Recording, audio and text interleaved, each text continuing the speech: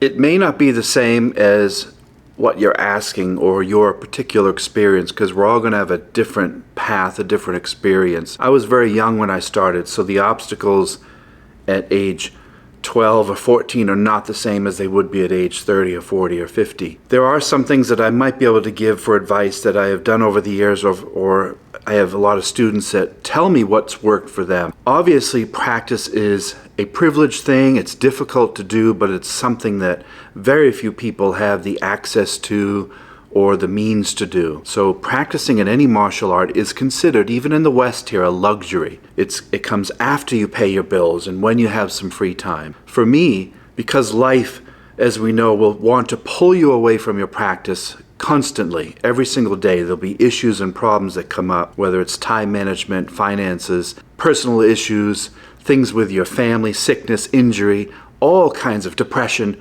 These things are going to pop up every single day.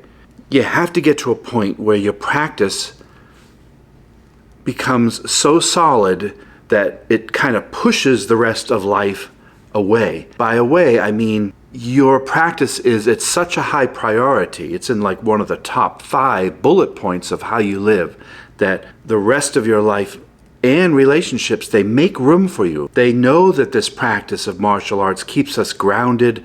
It keeps us kind of in control and focused. It keeps us healthy and happy, and allows us to deal with all the other issues that once we leave our dojo or training hall that are going to pile onto us immediately when we get to our car or we walk home. The practice in itself is a necessary activity that we need to do, as far as me, personally, in order to deal with the rest of the issues in my life. Without the practice, I feel that life gets too burdensome, too hard, too heavy, and I don't seem to feel in control, and everything crashes in, and I'm more susceptible to the negative things about life. When I practice martial arts, even 1 or 2 days a week at minimum, life is better. Life is better. I can deal with people better. I'm a happier person. I'm more fulfilled in life. I have way more focus, way more energy, all this good, positive stuff. And when you do that long enough, your family realizes that your mood is different when you train and when you don't train. And your family's like, get out, go train at the dojo. You're being a jerk lately. You need to hit some targets. You need to fall down on the ground and roll around a little bit. You need to pick up a sword.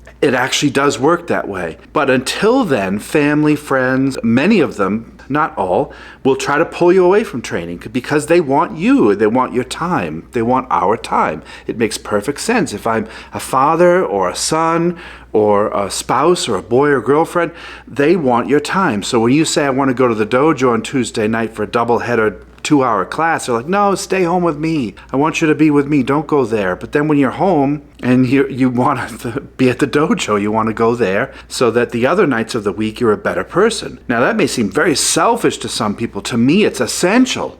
It's essential because it's part of who I am. I don't just practice occasionally the martial arts. I am that. For me, I have to prioritize my training to be in the top 5 positions, meaning family, friends, work, school, and then dojo. Dojo is very important. It's right up there. When that falls to like place number 10 or 15, all of the other bullet points suffer and they go way down. Dojo should not take the place of family and things like that. You don't want to alienate people in your household because of your individual practice. But you guys know, if you're in a really healthy relationship, you need individuality. You can't always be relying and glued to each other's hip. You might have someone that you love that says, please go do what you want to do, and I'm going to go do what I want to do. Then we meet afterwards and we discuss our beautiful but not mutual activities that we do. And that's another thing you have to have is really good communication. I'm going to go to the dojo and practice. I'll be home at 9 and we'll talk then. So prioritize your practice or life will pull it completely away from you. And that's more often why people quit. The number one reason why people quit is life gets in the way and time management becomes very difficult. Finances are lower down.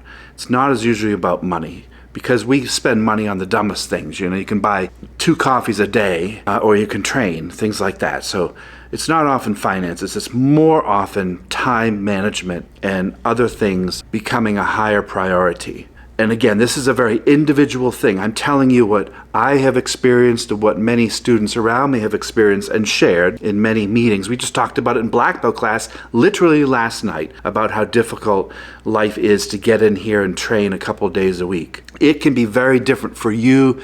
I'm not sure of your particular path. That's what's kind of cool, is it's unique. But if you can take 1 or 2 tips out of this, great. I'll go get the phone now. Yeah, keep your practice high on your priority list and watch how your life gets easier. Thanks.